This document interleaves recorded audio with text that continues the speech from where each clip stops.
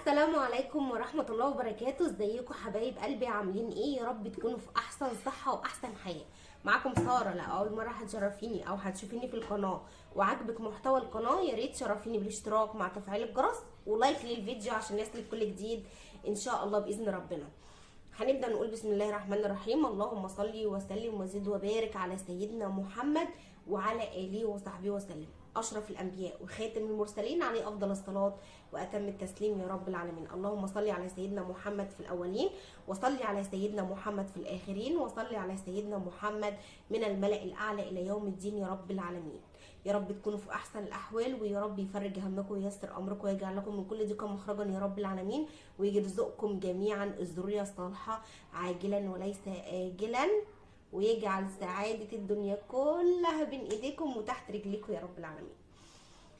النهارده انا هتكلم عن موضوع مهم جدا. هنتكلم عن فرق او الالم الثدي ما قبل الحمل والم الثدي اللي بيدل ان مفيش حمل. في الم ثدي ممكن يدل ان في حمل، وفي الم يدل ان مفيش حمل. يعني ايه الفرق بين علامات في الثدي بتدل على الحمل وعلامات في الثدي بتعرفني ان مفيش حمل؟ ركزوا معايا جدا عشان الموضوع بتاع النهارده ده مهم جدا، وهقدر عن طريق منطقه الثدي اكتشف اذا كنت حامل ولا مش حامل. فخليكي معايا، والفيديو ده مهم. بس قبل ما ابدا ما تنسينيش في اللايك، الاشتراك في القناه مع تفعيل الجرس. اللايك مهم جدا جدا جدا، دعمكم مهم جدا عشان استمراريه القناه، عشان استمر معاكم بنشر المزيد ان شاء الله باذن ربنا. والدعم ده يعني انتوا كده معنى كده ان انتوا بتحبوا القناه دي بقى وبتعنشوها كده وبتدعموها، فيعني انتوا بدكم بقى يا تكبروها يا تنزلوها، فحاجه ترجع لكم بقى. وانا طبعا متعشمه في وجه الله وفيكم خير ان شاء الله. ويلا بينا كده ونبدا الفيديو. اولا كده لو انا عايزه اعرف بقى انا من علامات الثدي انا حامل ولا لا، ايه اللي ممكن احسه؟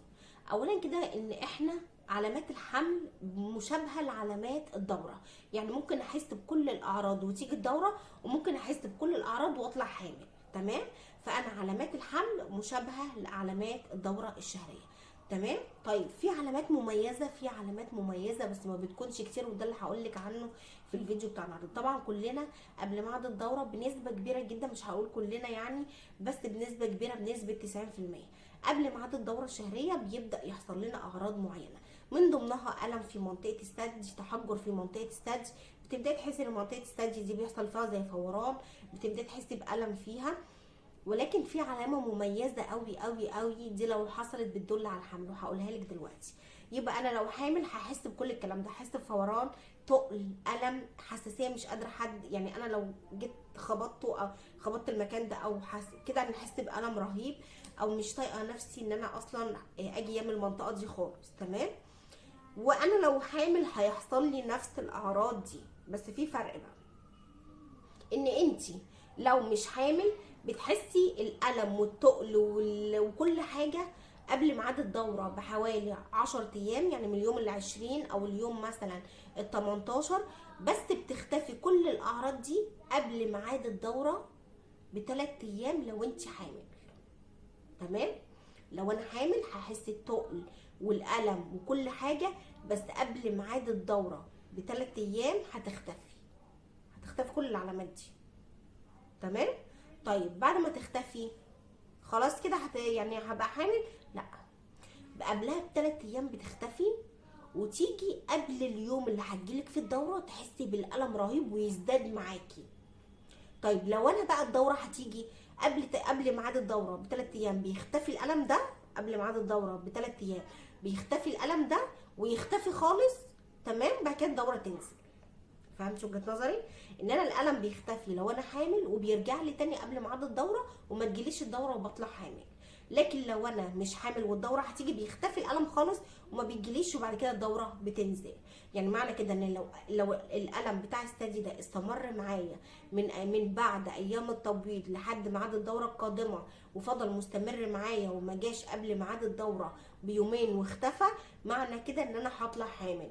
لكن لو جه قبل ميعاد الدوره اختفى وحتى لحد ميعاد الدوره وبعد كده نزلت الدوره، يبقى ده مش حمل.